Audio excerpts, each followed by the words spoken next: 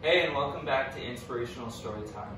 The whole goal of this channel is to spread some positivity during this pandemic and hopefully teach a lesson or two. I know kids out there are having a hard time getting back into reading during this quarantine because school's out, teachers aren't there, and parents are busy, so I thought I could help out. The book I'll be reading today is called Girls Think of Everything by Catherine Thimish. This book was very powerful for me, and I hope it can make you guys as well. This book is able to demonstrate how intelligent women are and how powerful their inventions can be.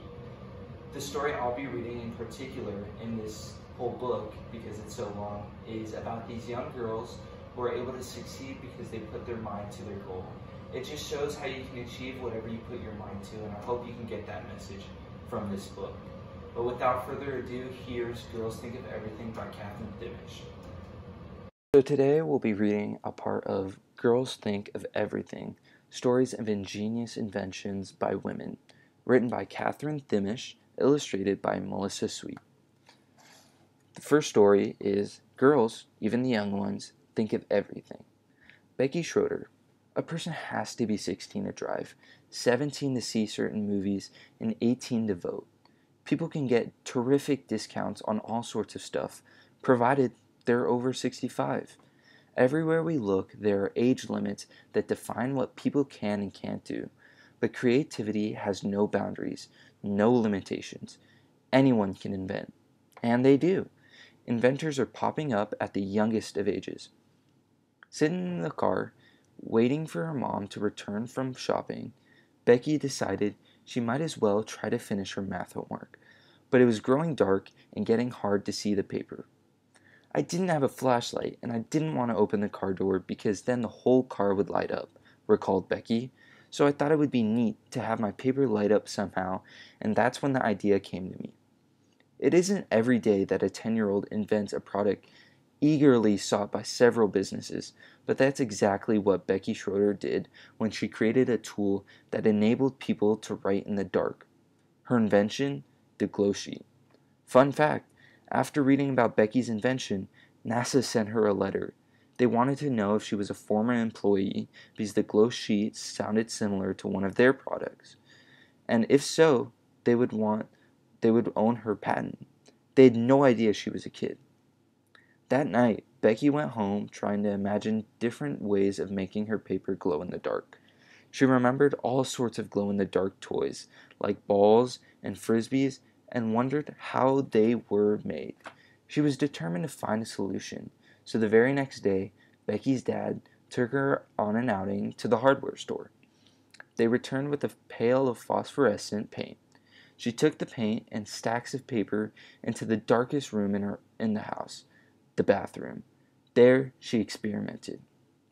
"I'd turn on the light, turn it off, turn it on," said Becky. "My parents remember me running out of the room saying, 'It works, it works, I'm writing in the dark.'" She used an acrylic board and coated it with a specific amount of phosphorescent paint.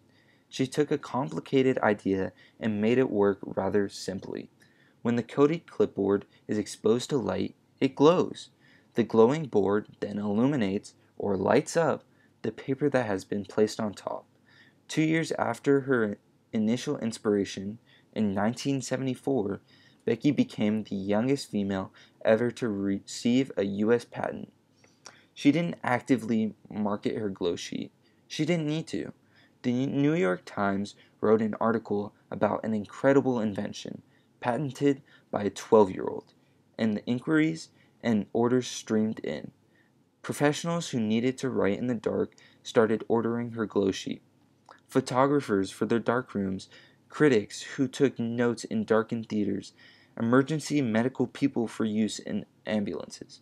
Some of the glow sheets I was hand making, and some I had a company manufacture for me, Becky explained. There were more expensive versions and less expensive ones, electric operated and light activated models. Several large companies offered to buy her patent rights, but Becky and her father decided to sell the glow sheet on their own. What began as a personal project, just for fun, blossomed into a business with Becky as the president of the company. Proof that success can come at any age with a good idea and a little imagination. Alexia Abernathy. And here's more proof. One day, about a dozen managers at some very large companies received a letter in the mail. Hi, I'm Alexia Abernathy, and I'm an 11-year-old inventor. Based on that letter, 6 companies asked for more information on her product, the no-spill feeding bowl. One company eventually bought it. Beginner's luck? Maybe. A great idea? Definitely. Every morning, it was the same story. Her babysitter's little boy carried his breakfast to the table, spilling every step of the way. Alexia knew there had to be a way to stop the cereal from slopping over the sides, so she took it upon herself to do something about it. The idea actually came pretty easily, said Alexia. I was just thinking, okay, he's walking and spilling over the side. So what you need is some way to collect what spills. And I thought, what if you had a bigger bowl to hold on to it? At the time, she was involved in the program Invent Iowa through her elementary school and had to come up with an invention anyway, and thought this would be a good, practical problem to solve. So Alexia created the non-slosh bowl, a product that, within a couple of years, would find its way onto the shelves of major stores like Toys R Us, Walmart, and Target. I thought I needed the simplest materials possible, she explained, so I went and bought Tupperware bowls. My dad helped me cut the top out of one of the containers to form a rim, and the only thing I had to do was put the small bowl inside the large bowl. Fun fact, when the Little Kids Company bought Alexia's invention in 1994, they changed the name to Oops Proof No Spill Feeding Bowl and made the bowls so they could snap together. They also added a piece that makes it completely spill proof. Originally, Alexia wanted the bowls to snap together, but didn't have the materials or means to do that, so she settled for glue. She experimented with all sorts of glues, but nothing worked. The bowls always came apart when they were being washed. Eventually, she tried hot glue, and finally it held. That was it. She was done. She entered her clear, non-slosh bowl with the blue lid in the Invent Iowa contest and won. She advanced to the next 2 levels of the contest, but ultimately lost at the state competition. Encouraged by others who saw her invention, Alexia decided to try and market her bowl, so she wrote her letters. If everyone would have said no, I never would have pursued it, confessed Alexia. It wasn't like I was doing this for money. It was just kind of fun. But she did get money. She got her name on a patent, and she got to see her invention sitting on the shelves of major stores. Just think what else could be done with a simple idea, a solid solution, and a stack of first-class stamps.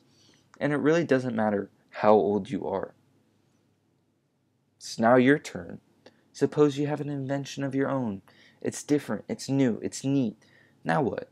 Obtaining a patent may be an important first step. A patent is a legal document issued by the government to protect an idea.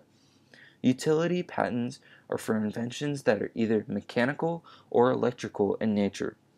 Design patents cover inventions that are new and original designs of existing products. To patent an invention, you must prove that it is new and useful and that you are the very first person to have invented the item. It is important that you apply for a patent immediately, and you are required to use a patent attorney or patent agent to do so. A patent application must be complete with diagrams, notes, and models. If your invention proves to be unique, you pay the fees and are assigned a patent number. Your invention is then legally protected for 20 years from the date of filing, and you alone have the right to profit from it. Not all inventions, however, will benefit from having a patent. The patent process can be extremely expensive, and depending on the invention, might not be really necessary. A good patent attorney should be able to advise you on the merits of obtaining a patent for your specific invention. For more information on the patent process, contact U.S. Patent and Trademark Office, Washington, D.C. 20231 at 800-786-9199 www.uspto.gov. Thank you guys so much for watching. It really means a lot. If you enjoyed or helped you in any way, leave a comment down below because that would really make my day. But otherwise, I'll be back in the next few days, hopefully, with another video. And I'll see you guys next time. Thank you.